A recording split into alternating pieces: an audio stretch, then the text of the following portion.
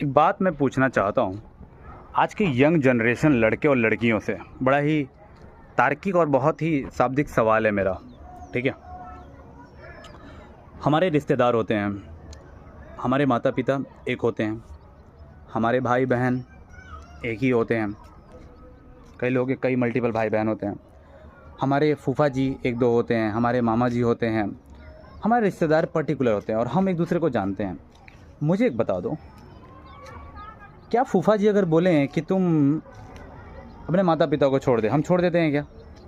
अगर भाई बोले कि यार मम्मी पापा को छोड़ दो, क्या छोड़ देते हैं क्या?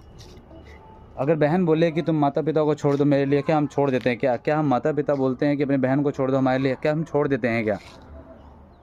एक बात मुझे समझ नहीं आती कि कोई तीसरे व्यक्ति के आ जाने से हम अपने रिलेशन को कैसे ख़त्म कर लेते हैं।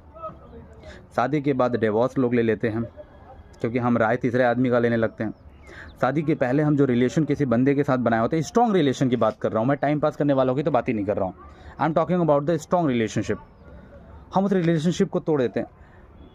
हर इंसान की ज़िंदगी में एक इंसान महत्वपूर्ण होता है, वो होता है उसका हमसफ़र।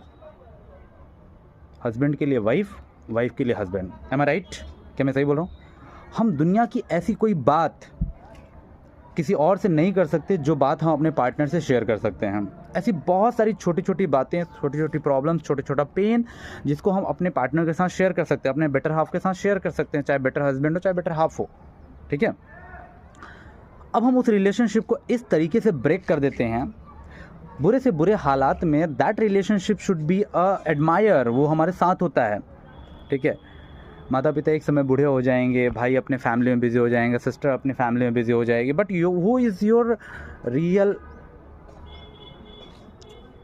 सपोर्टर, वो हम सफ़र होता है, चाहे किसी का भी, चाहे फीमेल का मेल हो चाहे मेल का फीमेल हो।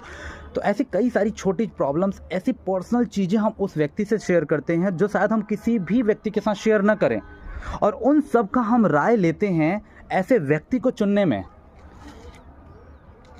ऐसे रिलेशनशिप को हम ब्रेक कर देते हैं उन सब के प्रेशर में और दबाव में आकर के।